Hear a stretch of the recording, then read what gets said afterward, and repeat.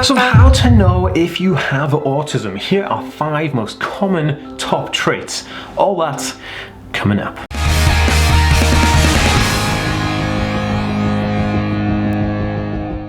Hey guys, welcome back to the AspieWorld. My name is Dan. I have autism, ADHD, OCD and dyslexia, and I make weekly videos on this type of content. So if you're new around here and you'd like to learn more about autism, remember to hit that subscribe button by clicking the notification bell down below. And also, if you're watching over on Facebook, be sure to give this page a like and a follow to see more videos just like this one every single week without fail. Boom guys, what's going on? Welcome back to the AspieWorld, where we think differently daily. What's up, different thinkers? Bang, I'm just loving making videos right now. I just love it. I don't know what it is, it's just something, I just love making videos. So I have a free PDF book all about autism life hacks. So if you think that's going to be valuable to you and you want it for free, just head over to the end screen, whichever way it goes, and click on the card above here and in the description down below, and you'll be able to find the link for the free PDF book. Yeah, you should totally do that right now because it's a little gift. Oh, and if you're not following me on Instagram, I think you should. Okay, so lots of people kind of wonder if they're on the autism spectrum. Do I have autism? And a lot of the time, it comes from when like a child of a parent is diagnosed with an autism spectrum disorder, and then the parent kind of like goes through the assessment with them, and then they think to themselves, well, hey, that aligns with me, and then they start questioning. And so how do you know if you have autism? And in this video, I'm going to be discussing 5 different traits, symptoms, characteristics, behaviors, whatever you want to call them, of an autism spectrum disorder, so you can kind of see if you align with those, and then you can really see where you want to go from there. Really, if you align with these, then you could take it further and look for an official diagnosis, or if you don't align with these, then at least you know what to look out for in other people if somebody has this question and they come to you. Okay, so the first one I want to talk about is the preference to staying at home than to go and socialize. Now, people on the autism spectrum, especially adults, are always offered social situations where they could say, hey, you want to go out to the pub, or you're going to go to this party, or you're going to go out with this group of friends, or do game night, or whatever it is. And a lot of people, especially if you're working in a working environment with other colleagues, and colleagues might want you to go out and maybe have some drinks after work, or have like nights out or whatever. And a lot of the time, the people who are on the autism spectrum will kind of say, oh no, I've got something to do, I need to do something else, because they prefer to stay at home in the security of their own house than to go outside and start socializing, because socializing is difficult for people on the autism spectrum. So, you know, if you're a person who is like favoring staying in and just kind of like favoring your own company on your own rather than going out with a group of people and socializing, then this is a common trait within autism, because social anxiety is just too high for people on the spectrum. Now, the next thing, number 2, I'm going to talk about here is fascination with objects with a certain genre.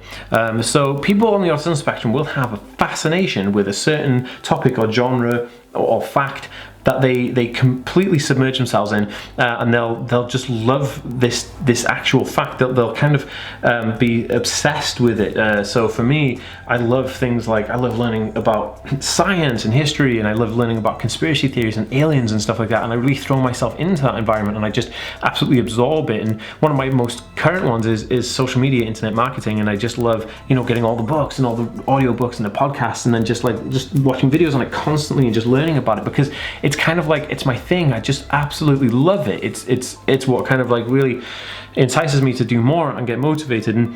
But people on the autism spectrum will have a topic of interest that they will almost obsessively obsess over, that it's something that they love as a fan. They can be fanatic about it, but they also can be very interested and become experts in it. So number 3 is difficulty with eye contact. Now, it's a very well-known fact that people on the autism spectrum will have difficulty with eye contact.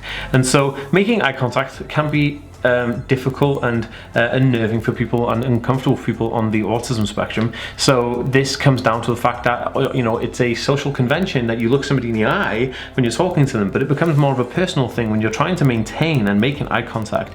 Then it feels so like, it feels unnatural for someone on the autism spectrum when doing this, and so that's why they refer from doing that. So people on the autism spectrum won't really make eye contact, or typically wouldn't be comfortable with making and maintaining eye contact contact and social conversations. Okay, so number 4 is rigid routines. Now, what this is, people on the autism spectrum, they love routines, and and they love like strict, rigid routines because it's their preference of having control over something that they know is going to be easy. Like, you know, people on the autism spectrum don't like surprises, so they like to know what is coming up because it becomes comfortable and safe. It's all about security and safety because the world is so chaotic to people on the autism spectrum that even just changing something in your daily planner could set them completely on the wrong path, and then they could get really upset about this.